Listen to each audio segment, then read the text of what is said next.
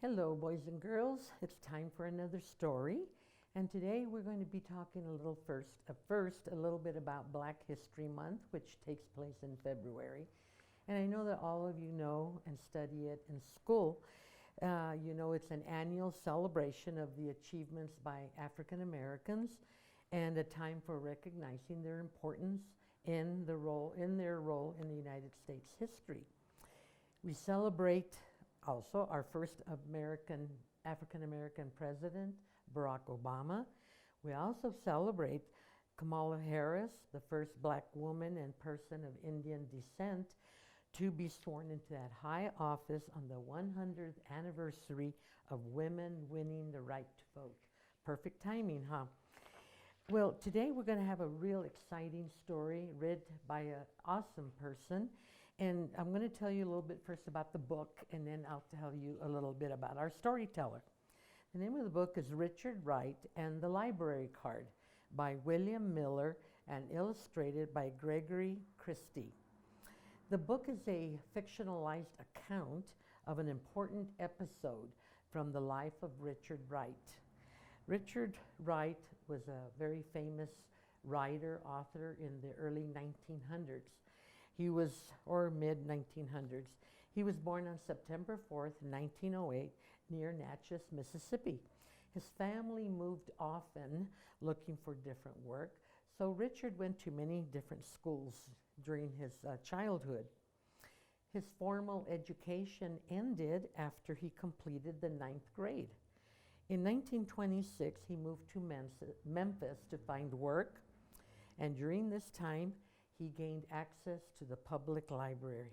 Wow, a library with hundreds and thousands and millions of books that he wanted to read.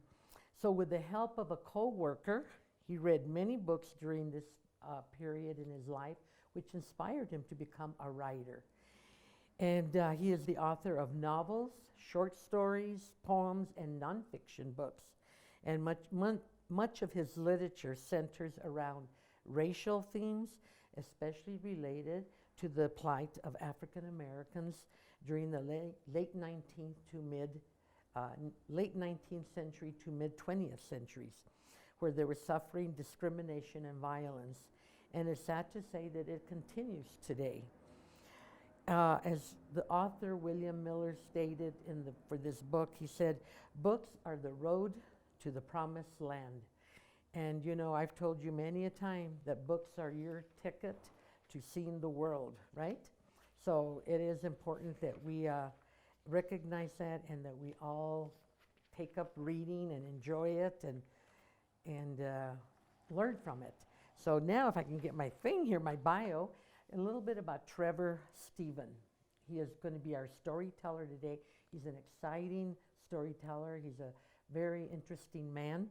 He was born in the Caribbean island of Grenada, where he grew up with his family. He moved to the United States and pursued his life goals and educational dreams. His journey included being a teacher, accountant, therapist, and social worker. He now works at the New Mexico Behavioral Health Institute in Las Vegas, helping people who experience mental health crisis and who need a place to heal and recover. And with that, I would like to introduce you, please, today to Mr. Trevor Stephen, who will read the story to you now. Mr. Stephen? Thank you, Ms. Griego. Come read with me. Richard Wright and the Library Card by William Miller. Richard loved the songs of words. He loved the stories his mother told him about the farm where she grew up. There was a widow tree by the bend in the river, she explained. I dreamt all my girl dreams down there.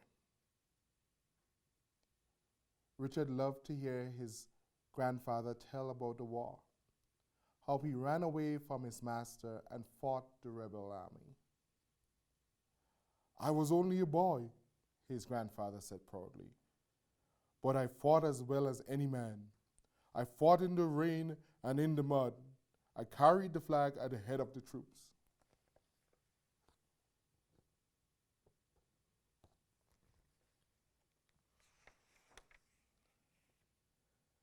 Richard longed to read stories of his own, but his family was very poor. They moved often, looked for work in different places and towns. His father cleaned office building. His mother cooked in the kitchens of the wealthy white people. Richard had little chance to go to school.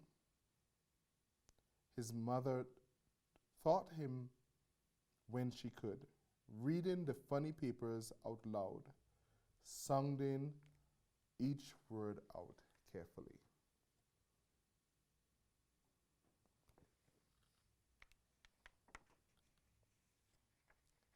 When Richard finally learned to read, he couldn't buy books or borrow the books he wanted so badly. Books were expensive. The doors of the library were shut against him because he was black. So Richard read whatever he could find. An old newspaper, books without covers pulled from the ash can.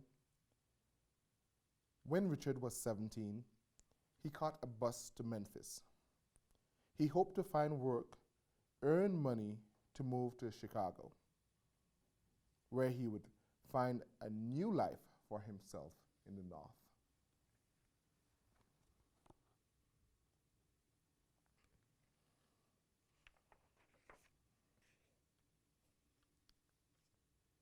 Richard walked the hot streets looking for a job that would be his ticket to freedom.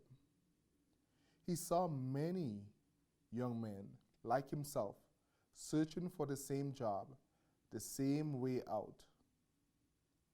He finally found a place in an optician's office. He polished eyeglasses, swept the floors, and ran errands for the white men. As long as he kept his head down, and as long as he began every sentence with "Sir," Richard was safe.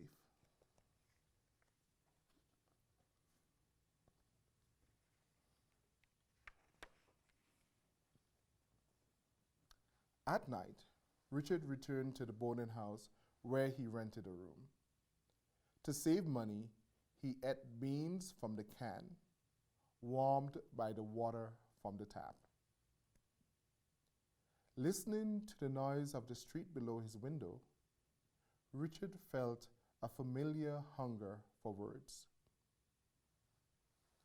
There were thousands of books in the public library, but only white people could get a card to get them out. But Richard had an idea. At work, he looked around the office trying to find one man who might understand his hunger for books.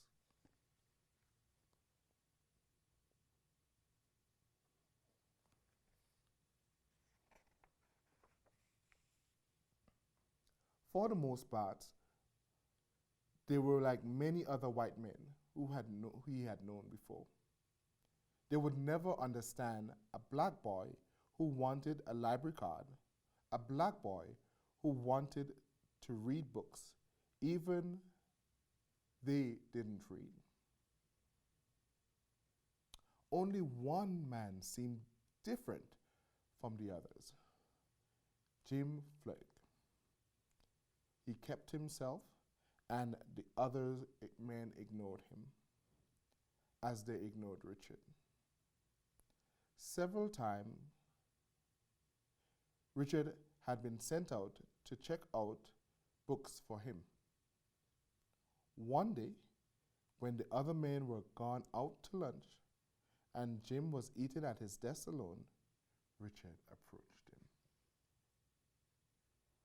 "I need your help," Richard said. "Are you in some kind of trouble?" Jim asked with a suspicious look. "I want to read books. I want to use the library, but I cannot get a card," Richard said, hoping Jim would not laugh in his face. "What do you want to read?" Jim asked, cautiously. Novels, plays, history.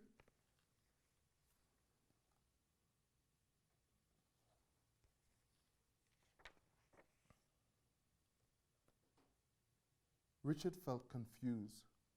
His mind was racing so fast he couldn't even think of a single book. Jim said nothing, but reached into his desk and borrowed a worn white card. He handed it to Richard. "How would you use it?" Jim asked. "I'll write a note," Richard said, "like the one you wrote when I get the books for you." "All right," Jim said nervously, "but don't tell anyone else. I don't want to get in trouble." "No, sir," Richard promised. "I'll be careful."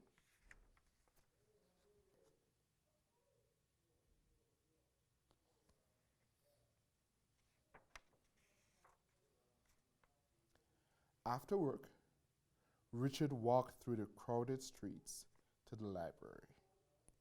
He felt as if he was on a train to Chicago, as if he was traveling north already.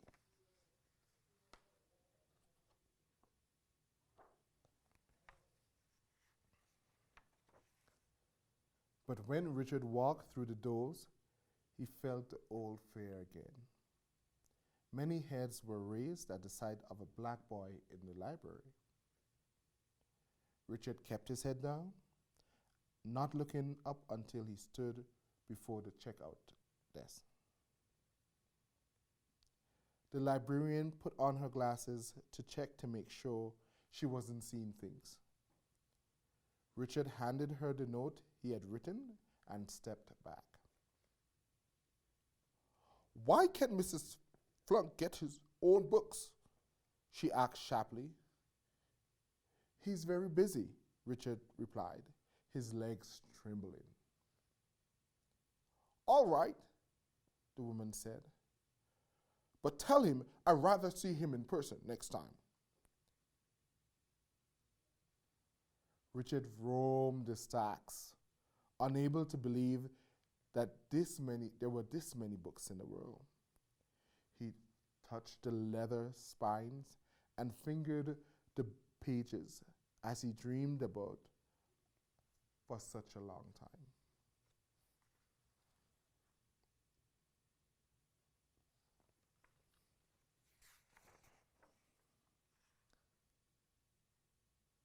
"Are you sure these books aren't for you?" the librarian asked in a loud voice when he came to check out. Once again, heads turned and Richard felt the eyes of white people on him. He thought he had been caught. He would never be able to read the books he wanted so badly. But Richard told the lady what she wanted to hear, what she believed was true about all black boys like him. "No, ma'am," he said. "These books aren't for me. Heck, I can't even read." The librarian laughed out loud and stamped his books. Richard heard the other people laughed as he walked out the door.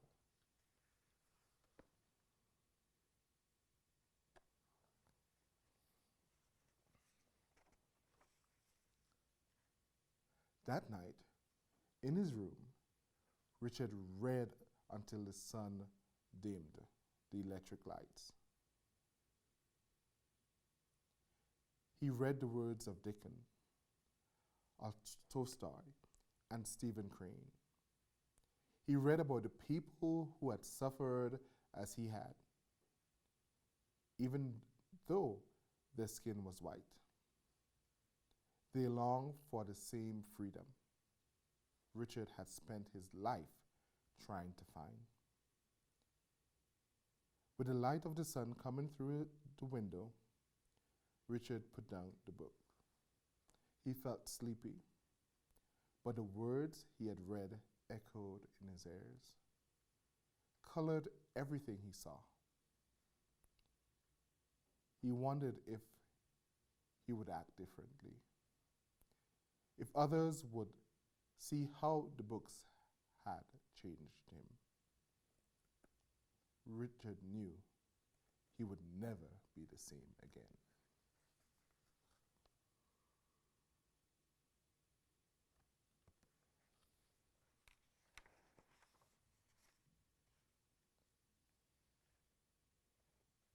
That morning, he carried the books to work in a newspaper. Whenever he had a chance, whenever the office was empty for a moment, he read. Mr. Flake walked over, pretending that he was asking Richard to go and pick up his laundry for him. "What do you get?" he asked under his breath. Richard opened the newspaper and showed him. Jim seemed shocked at first, but then with a smile came over his face. "Those books are powerful books, Richard," he said. "Those books would stay with you for the rest of your life. But for now," he said, looking around the office, "you should keep them to yourself."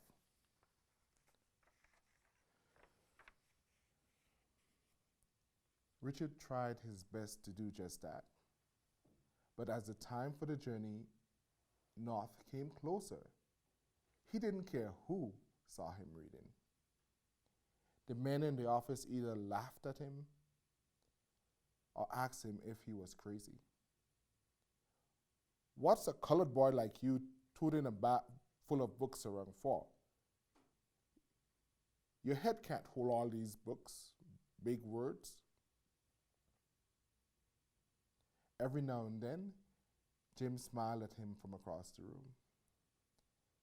The library books had changed some of Richard's feeling about white people. Richard still feared them, but he understood them better. The day he left for Chicago, Richard stopped by Mr. Flake's desk. "Thank you," Richard said. "Thank you for the books. Thank you for everything." Jim didn't say a word, but he shook Richard's hand in front of everyone.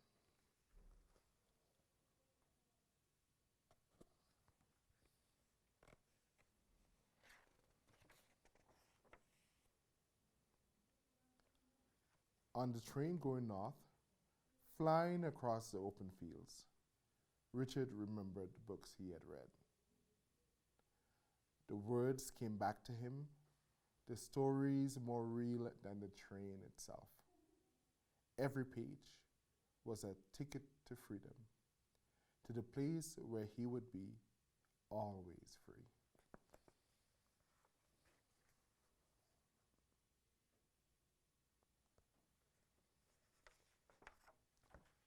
Thank you for reading Richard Wright and The Library Card with me.